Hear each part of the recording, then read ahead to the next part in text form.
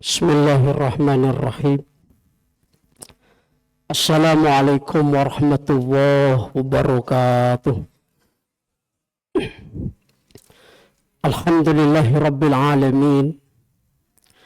Qala rabbi shrah li sadri wa yassir li amri wahlul 'uqdatam min lisani yafqahu qawli. Amma ba'du.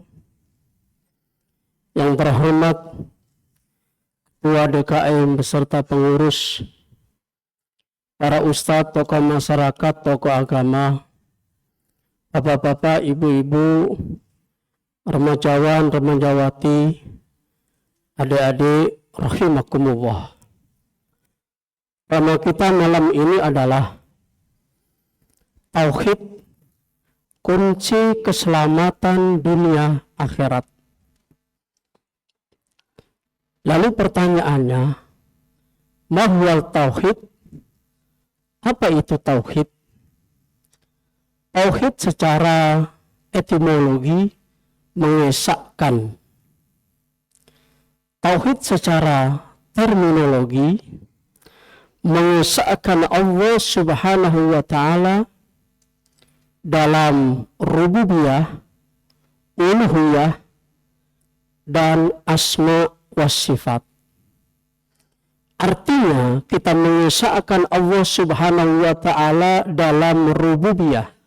Rububiyah itu adalah bahwa Allah Subhanahu wa ta'ala yang menciptakan segala apa yang ada di muka bumi ini, dan Allah yang memeliharanya dan mengaturnya, sehingga tidak akan terjadi tabrakan antara langit dan bumi, atau matahari dengan rembulan, atau planet-planet yang lain, kalau tanpa seizin Allah Subhanahu wa ta'ala.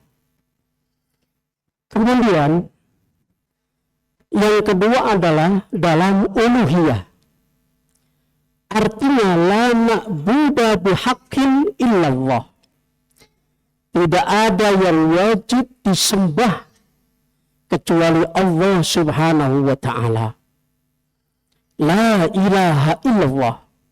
Tidak ada Tuhan selain Allah. Qul huwallahu ahad. Katakanlah bahwa Allah itu adalah Maha Esa. Allahus samad. Allah tempat kita bergantung. Artinya pendekatan kita, taqarrub kita, lemahnya kita hanya di hadapan Allah Subhanahu wa ta'ala. Kenapa? Karena Allah yang telah menciptakan kita. Maka berhak dong kalau Allah kita sembah. Kemudian yang ketiga adalah asma wa sifat. Dalam mengenal Allah, kita mungkin tidak akan diperlihatkan Allah itu berada di depan kita, karena kita masih di dunia. Jangankan kita umatnya Nabi Musa, ketika Nabi Musa dakwah kepada kaumnya atau umatnya, mereka mengatakan, ya Musa, saya akan percaya kepada Tuhanmu kalau seandainya kau perlihatkan bagaimana Tuhanmu di hadapan saya. Nabi Musa ditantang, Mbak. Oke, kalau begitu besok jam sekian, bulan sekian, hari sekian, kumpul di depan Bukit Tursina. Singkat cerita, riwayat mengatakan ada 6.000 yang kumpul di situ. Akhirnya begitu Allah mau muncul, baru sinarnya saja, itu yang 3.000 Pak tersambar petir semua. Yang 3.000 hidup. Supaya apa? Melihat bahwa Allah tidak bisa dilihat secara kasat mata kalau di dunia. Tapi nanti di surga, wallahu alam, ada yang mengatakan kita bisa melihat Allah secara langsung. Ada yang mengatakan Allah itu hanya sesuatu yang bisa dilihat secara nyata tapi enggak nyata. Seperti misalnya ibu lihat gunung Gunung kalau didekatin itu kan batu. Tumbukan-tumbukan tanah, tumbukan-tumbukan atau berdirinya beberapa pohon dari dekat. Tapi kalau dari kejauhan itu gunung itu kelihatannya mulus. Nah, menurut Gus Baha bahwa nanti kita melihat Allah itu secara kejauhan, tidak berubah zatnya Allah itu kayak apa. Hadirin ma'asyiral muslimin, lalu yang kedua, bahwa tauhid itu adalah misi ketauhidan para nabi dari Nabi Adam sampai Nabi Muhammad. Jadi Pak, Nabi Adam sampai Nabi Muhammad itu dakwahnya adalah tauhid. Artinya mengesahkan Allah walaupun syariatnya berbeda-beda. Seperti kita ini, ya ayyuhallazina amanu kutiba alaikumusiyam. Diwajibkan atas kamu berpuasa. Ayat selanjutnya, kama kutiba alal ladzina min qablikum, umat-umat terdahulu, kaum-kaum terdahulu juga diwajibkan berpuasa. Cuma syariatnya saja yang berbeda. Hadirin ma'asyiral muslimin, makanya Nabi Nuh itu kurang lebih berdakwah 950 tahun. Itu juga tauhid. Kaumnya yang menyembah berhala diingatkan sama Nabi Nuh. Kalau kamu menyembah berhala itu salah. Jadi sembahlah Allah. Karena nggak mengikuti apa yang disampaikan oleh Nabi Nuh dan yang mengikuti hanya sedikit saja, maka Nabi Nuh waktu itu mohon kepada Allah agar kalau yang nggak mau ikut sama saya, ya Allah udah habisin saja dah. Dari mulai akar-akarnya sampai buyutnya. Yang selamat yang ikut saya saja. Sampai anaknya saja itu tidak selamat dan istrinya. Kemudian Nabi Ibrahim juga sama. Bahkan menghancurkan berhala-berhala di tempat peribadatannya. Waktu itu rajanya adalah Raja Namrud. Karena Nabi Ibrahim menyuruh kepada tauhid, sehingga berhala-berhala yang disembah itu dihancurkan oleh Nabi Ibrahim. Lalu Nabi Musa lebih hebat lagi, Pak. Orang yang ngaku Tuhan, yaitu Fir'aun. Dilawan sama Nabi Musa, bahkan hancur Fir'aun karena ngaku Tuhan. Nabi Muhammad kurang lebih 13 tahun di kota Mekah berdakwah hanya ngurusin tauhid. Belum ada syariat waktu itu. Syariat itu udah kota Madinah. Puasa juga udah di Madinah. Turun ayat itu. Hadirin ma'asyiral muslimin rahimakumullah. Lalu yang ketiga adalah dengan tauhid yang benar, maka kita akan selamat di dunia. Yang pertama, kalau orang itu tauhidnya benar, Ibu, maka hatinya akan menjadi tenang. Maka kadang-kadang kalau ada orang yang masuk Islam, ditanya, kenapa Anda masuk Islam? Satu, dapat hidayah. Yang kedua, hidup saya tidak tenang. Saya sudah mempelajari beberapa agama. Tidak tenang hidup saya. Tapi begitu saya masuk Islam, hati saya menjadi tenang. Itu sesuai firman Allah dalam surat Ar-Ra'd ayat 28. Ala bidzikrillahi tatma'innul qulub. Hanya mengingat kepada Allah, maka hati akan menjadi tenang. Maka oleh karena itu Ibu, kalau hidupnya enggak tenang, dekatkan diri kepada Allah. Kalau Bapak hidupnya enggak tenang, mikirin apapun bentuknya, serahkan kepada Allah Subhanahu wa ta'ala, maka hidup akan menjadi tenang. Yang kedua, orang yang tauhidnya benar, dia hidupnya akan terarah. Dia akan tahu apa tujuan hidupnya. Tujuan hidup kita, Pak, dalam surat Az-Zariyat ayat 56, wa ma khalaqatul jinna wal insa illa liya'budun. Dan tidak aku ciptakan jin dan manusia kecuali hanya beribadah, menyembah kepada Allah. Jadi tujuan hidup bukan makan. Kalau tujuan hidup makan, apa bedanya dengan binatang? Tujuan hidup juga bukan mencari kekuasaan, tidak. Kekuasaan hanya sarana. Tujuan hidup bukan mencari kerja, bukan. Itu hanya sarana. Tetapi tujuan hidup kita adalah Allah Subhanahu wa Ta'ala. Kenapa? Karena ada kehidupan dunia, yaitu nanti kehidupan akhirat yang selamanya. Makanya hati-hati, tauhidnya harus benar. Jangan sampai salah bertauhid. Nah, kemudian Pak, yang keempat, tauhid itu dapat menyelamatkan kita di akhirat. Ada riwayat hadis Imam Abu Dawud, man qala kalamihi la ilaha illallah dakhalal jannah. Siapa yang akhir hidupnya bisa mengucapkan kalimat la ilaha illallah, pasti masuk surga. Walaupun orang itu ibu bajingan tangik lagi, nggak pernah sholat, nggak pernah ibadah, kerjaannya maksiat mulu, tapi begitu detik-detik terakhir pas sakaratul maut dia mengucapkan kalimat la ilaha illallah dakhalal jannah. Cuman apakah ada orang model begitu? Nggak pernah sholat, nggak pernah ibadah, kerjaannya maksiat, lalu akhir hidupnya bisa mengucapkan kalimat la ilaha illallah? Apakah ada? Ada dalam sinetron. Coba lihat dalam sinetron itu kan, ada orang yang kerjaannya maksiat, memaki orang, jahat sama orang.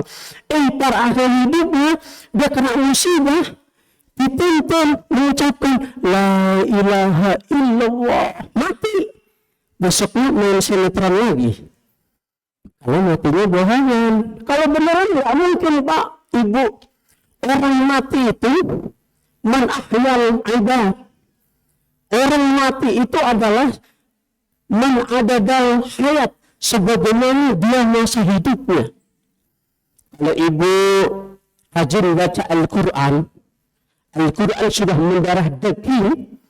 Pokoknya sedih kalau nggak baca Al-Quran. Nanti insya Allah matinya pas lagi ngaji. Kan ada itu Ustadz Abu Rahman yang pernah ngaji di acara haulnya Ibunda Khoflah Parawansa, waktu itu menjadi gubernur Jawa Timur. Pas lagi ngaji, yang dibaca surat kematian, surat Tabarok, Pak, meninggal. Masya Allah. Pernah juga ada video, Pak, karena dia sukanya itu azan. Pokoknya di masjid itu memang dia ditugaskan sebagai muadzin, Pak.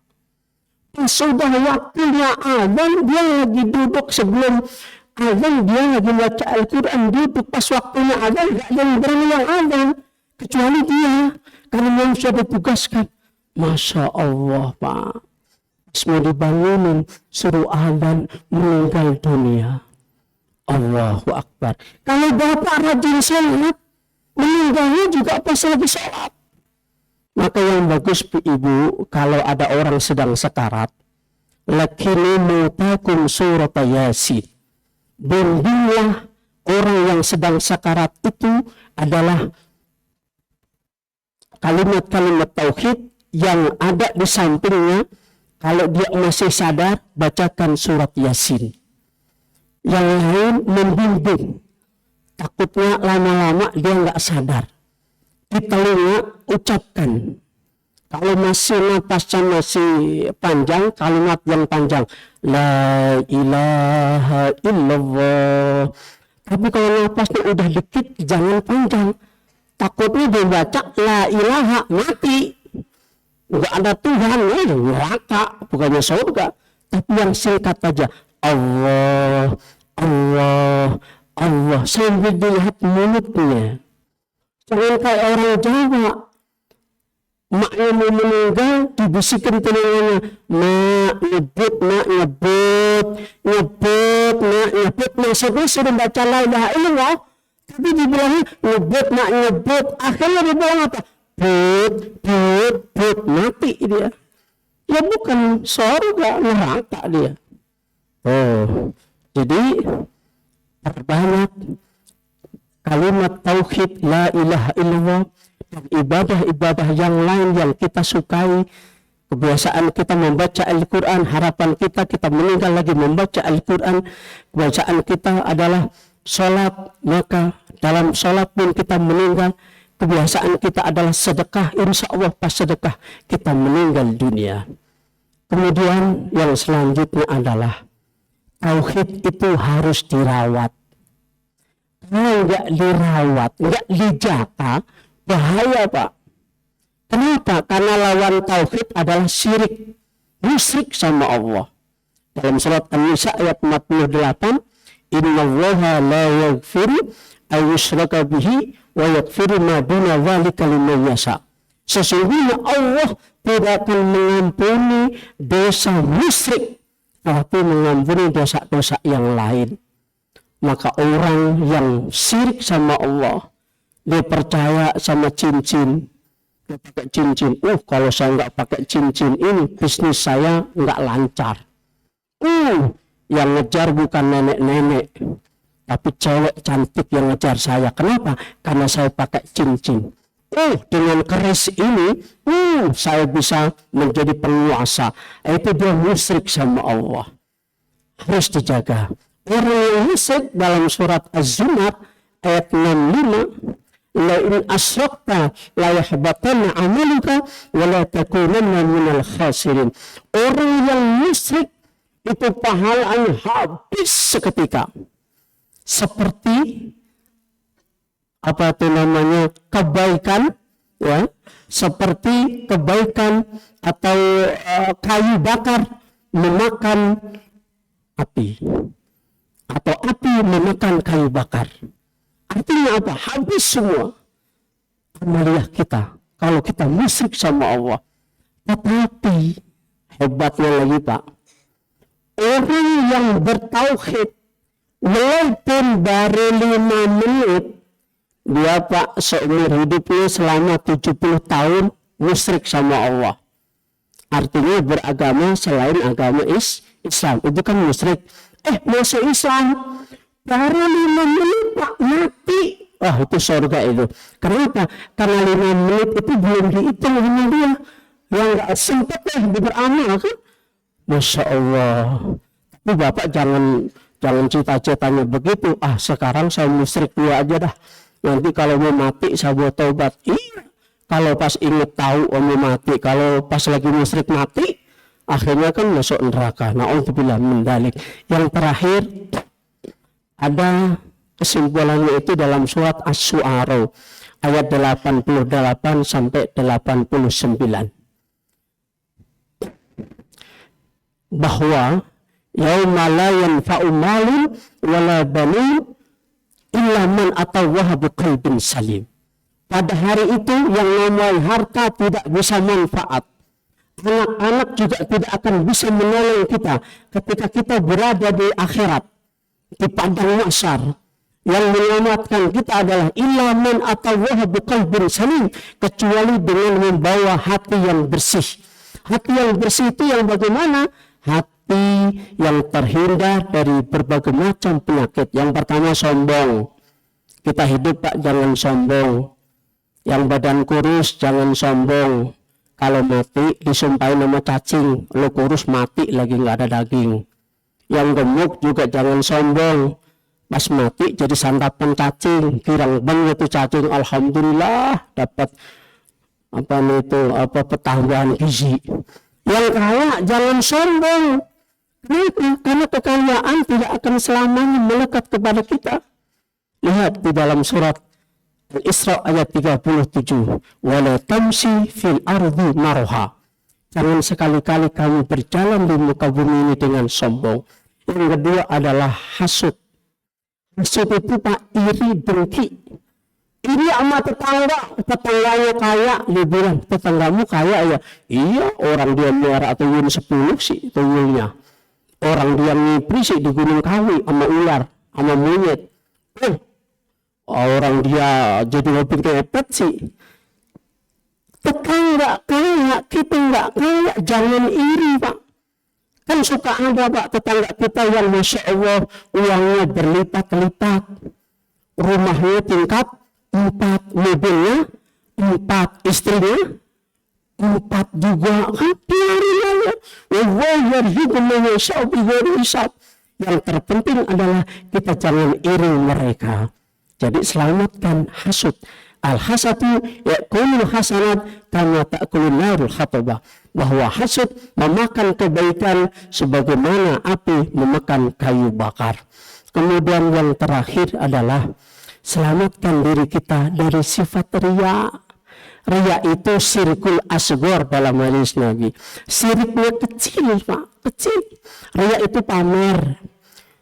Ibu mentang-mentang pakai gelang, manggil temennya, sini dong, itu berkelihatan gelangnya. Jangan, biasa aja.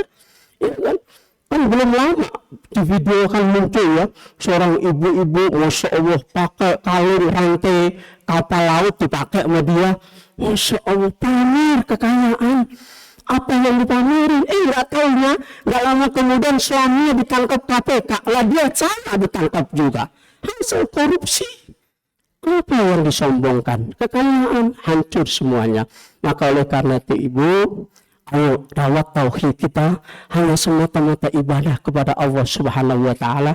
Dalam surat Al-An'am ayat 162, inna sholati wa nusuki wa mahyaya wa mamati lillahi rabbil alamin. Sesungguhnya salatku, ibadahku, hidupku, matiku lillah karena Allah Subhanahu wa taala. Semoga kultum singkat membawa manfaat. Jalan-jalan ke Tanah Abang, ngapain Bu? Belanja mau lebaran. Tidak lupa belikan emas. Kalau ada umur panjang, jumpa lagi dengan saya Muhtadi Ibnu Abbas. Terima kasih. Assalamualaikum warahmatullahi wabarakatuh.